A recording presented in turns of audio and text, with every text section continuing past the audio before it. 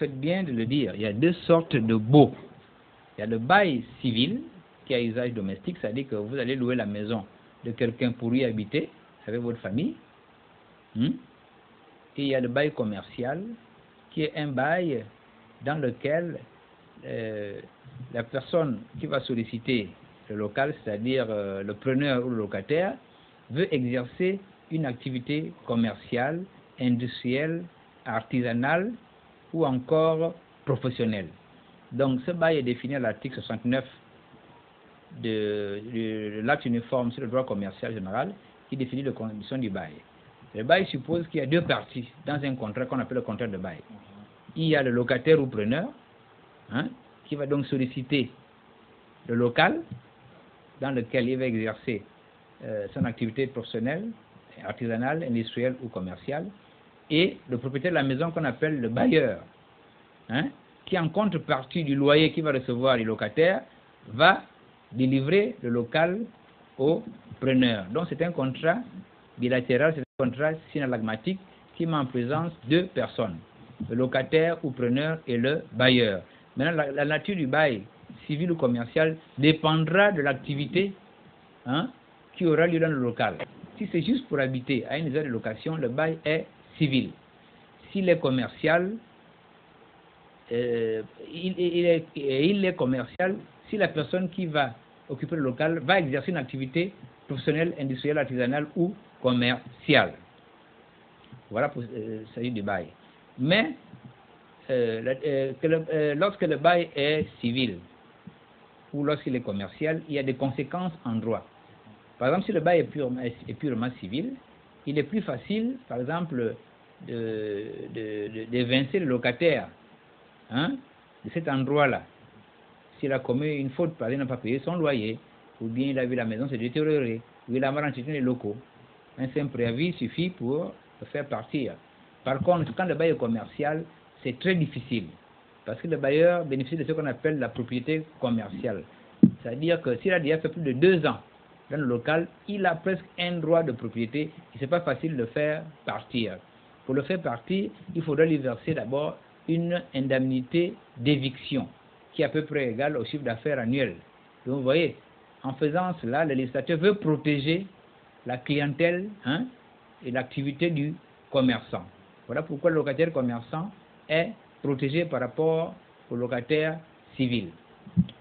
En cas de conflit entre locataire et bailleur, que faire?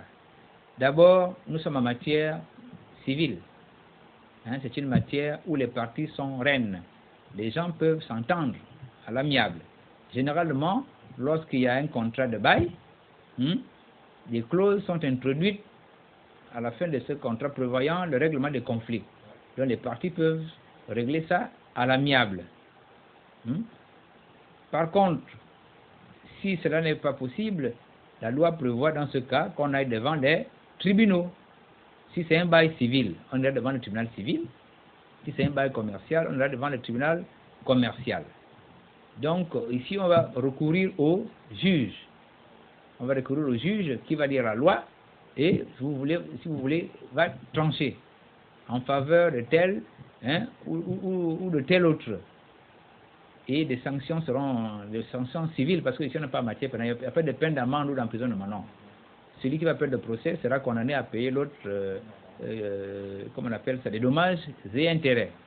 Donc il y a deux manières de régler les conflits entre bailleur et locataire, en ce qui concerne le bail commercial. Ou bien vous le réglez à l'amiable, vous pouvez mettre tout ça dans le contrat de bail, qu'en cas de conflit, voilà comment on va procéder. Voilà pourquoi il est toujours intéressant d'établir des contrats qu'on signe. Le contrat est la loi des parties. Comprenez? Au lieu d'aller devant le juge, déjà ça coûte cher, il y a les frais, il y a les tribunaux, et puis ça peut traîner. Or ici on est quand même en matière d'affaires. Mieux vaut que le règlement soit fait à l'amiable et que toutes les parties gagnent. Donc si ça n'est pas possible, on sera obligé de recourir aux juridictions, mais sachez que ça peut prendre du temps et que nécessairement quelqu'un d'autre sera sanctionné, parce que ici le juge n'est pas là pour mettre les gens en accord, mais il sanctionne conformément à la loi. Et la partie lésée nécessairement sera condamnée à payer non seulement le principal, mais également le dommage d'intérêt si l'une des parties arrive à prouver devant le juge qu'elle a subi un préjudice moral, économique, financier ou matériel. Bon. La loi elle-même, le code de l'OHADA, prévoit les conditions dans lesquelles l'expulsion, on parle plutôt d'éviction, le locataire des lieux doit être prononcé. Donc le locataire peut être expulsé des lieux s'il a violé, si vous voulez, les clauses du contrat. Par exemple, il n'a pas payé le loyer, qui est l'obligation principale du locataire, à l'échéance. Il accumule les impayés de loyer. Il a dégradé le local dans lequel il habite ou bien exerce une activité commerciale. Il n'a pas entretenu le local en bon père de famille. Voilà en tout cas les principales raisons pour lesquelles le locataire peut être évincé des lieux. Parce que lui-même, il a violé la loi. Alors, on peut le faire à l'amiable. Je vous dis qu'on a matière civile. Les bonnes intentions peuvent s'entendre. Mais il est souvent difficile que les gens s'entendent. Voilà pourquoi on doit recourir au juge. Mais il faut aussi savoir que le locataire a des droits. Dès lors qu'il paye le loyer et qu'il respecte tout ce qu'il vient de vous citer comme obligation, le locataire ne peut pas être expulsé des lieux comme un vulgaire voyou. Surtout en ce qui concerne le locataire commerçant, je vous l'ai dit tout à l'heure, qui a une propriété commerciale. Parce que nous avons aussi constaté dans le quotidien que s'il y a par exemple des bailleurs, des propriétaires de locaux qui constatant que l'affaire marche, l'affaire marche, par exemple un restaurant, une boîte de nuit ou toute activité commerciale, maintenant il est en train de ruminer un plan pour mettre le locataire dehors et s'accaparer le local pour profiter de la clientèle que le pauvre locataire a réussi à conserver. Parce qu'en matière commerciale, le plus difficile, c'est d'avoir une clientèle. La clientèle, c'est quoi? Ce n'est pas des gens qui sont de passage dans votre restaurant ou votre magasin. C'est des gens qui sont abonnés. Et quand on vend un fonds de commerce, on vend non seulement le fonds de commerce, mais on vend également la clientèle au nouveau preneur. Donc la loi protège le locataire commerçant en vue de lui préserver sa clientèle. Voilà pourquoi on ne peut pas évincer ou expulser un locataire n'importe comment. En matière civile, il faut quand même une sorte de préavis, au moins de 2 mois, pour dire que bon, voilà, à telle période vous devez quitter le local parce que ceci, parce que ceci, parce que ça.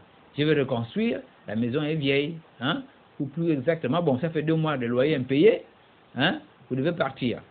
Mais il est mieux quand même de se prémunir, par exemple, demander les services d'un huissier de justice pour venir constater la faute, la violation de l'obligation que vous allez invoquer dans votre courrier. Parce que c'est trop facile de le dire. Donc un huissier de justice vient faire l'état de lieu et si possible adresse une lettre de mise en demeure au locataire de régler la situation. S'il ne le fait pas, dans ce cas, vous pouvez le faire expulser par huissier de justice. Ou bien, à tout le moins, aller devant le tribunal et le tribunal va ordonner, si vous voulez, l'expulsion du locataire des lieux. Il n'est donc pas question pour vous, le bailleur, parce que vous êtes en colère ou dans votre droit de venir comme ça un matin, commencer à rentrer d'abord dans les lieux et jeter les affaires du locataire. Donc vous aurez commis une faute. Il vaut mieux toujours procéder par les voies judiciaires. Un huissier de justice et si possible le juge en matière civile ou commerciale. Bon, d'abord le bail, je vous ai dit que c'est un contrat civil. Donc nous sommes ici en matière civile. On ne parle donc pas de peine. Les peines, c'est en matière pénale. On parlera plutôt de condamnation. Donc s'il est démontré que l'une ou l'autre des parties, que ce soit le bailleur ou le locataire, est fautif ou responsable d'une faute quelconque dans l'exécution du contrat, cette partie-là va être amenée à indemniser, si vous voulez, la partie victime du contrat, qui aura subi un préjudice qui peut être soit matériel, soit moral, soit financier. Par exemple, pour le cas du locataire commerçant, vous lui avez fait perdre des clients, donc il y a un manque à gagner financier ou économique. Il perd son local, sa clientèle. Ça, je vous dis, c'est très lourd. Non seulement vous lui versez une indemnité d'éviction, qui peut être à peu près égale au chiffre d'affaires annuel, vous allez lui payer des dommages et intérêts que le juge appréciera souverainement. Mais généralement, c'est en fonction du manque à gagner commercial. Donc vous voyez, ça ne sert à rien d'être un propriétaire, c'est-à-dire, d'accord, le local vous appartient, mais ça ne vous donne pas le droit de mettre les gens dehors n'importe comment. Le locataire a des droits dès lors qu'il paye son loyer, vous avez l'obligation de lui délivrer le local. Et ne pas venir le nuire dans l'occupation paisible des lieux. Ce sont, voilà, je peux résumer rapidement les obligations de chaque partie au contrat de bail. Pour le bailleur, une fois qu'il a reçu le loyer, il a l'obligation de délivrer le local au locataire. Il a l'obligation, le bailleur a l'obligation de ne pas troubler la jouissance paisible du lieu locataire. Par exemple, il vient pas le matin, cogner à la porte chaque fois, envoyer ses enfants jouer sur le locataire, ou son chien aller faire ses besoins devant le locataire, ou mettre de la musique à fond pour nuire le locataire, hein, ou bien venir à n'importe quelle période du mois pour demander le loyer. Donc, le locataire ne doit pas être troublé dans la jouissance paisible. Il doit lui garantir la jouissance paisible des lieux. Le bailleur doit, si vous voulez, également garantir la protection aux locataires dans la tranquillité, la jouissance paisible des lieux, excusez-moi. Donc, voilà les principales obligations du bailleur. Maintenant, pour le locataire doit d'abord payer son loyer, s'acquitter de son loyer à l'échéance, à la date prévue dans le contrat. Deuxièmement, le locataire doit, si vous voulez, entretenir les lieux en bon père de famille. Troisièmement, si je peux regarder dans le col, le locataire doit assurer assurer les réparations qui sont devenues nécessaires. Hein? Les réparations qui sont devenues nécessaires. Vous voyez? Et surtout, il est tenu d'exploiter les locaux donnés en bail en bon père de famille. Vous avez pris l'endroit, vous devez l'entretenir comme si c'était votre propre maison. Il n'est pas question que vous avez pris le local pour y habiter et puis tout d'un coup, le bailleur découvre un matin que c'est maintenant un bar ou un restaurant. Ou encore, c'est pas moi, un lupanar ou on exerce une activité immorale. Donc voilà à peu près les obligations du bailleur et du preneur. Et si ces obligations sont respectées, le bail devait bien s'exécuter. Mais il n'est pas question que l'une des parties viole le contrat. Par exemple, le locataire ne paie pas le loyer. S'il ne paie pas le loyer, le bailleur va le poursuivre, va le mettre en demeure, si possible, saisir au tribunal ses biens pour se faire payer sur le prix de vente de ces biens-là, qu'on va vendre aux enchères publiques. Vous voyez? Et pour le bailleur, il n'est pas question qu'il sorte de la maison de façon intempestive, sans considération, surtout si le locataire n'a violé aucune condition de contrat. Dans ce cas-là aussi, il pourrait être condamné à payer au locataire des dommages intérêts. La principale sanction ici est civile, c'est le paiement de dommages intérêts qui sont, si vous voulez, la réparation pour la victime, hein, des préjudices moraux, matériels et financiers qu'il peut subir du fait de son expulsion ou de son éviction illégale des lieux. Voilà.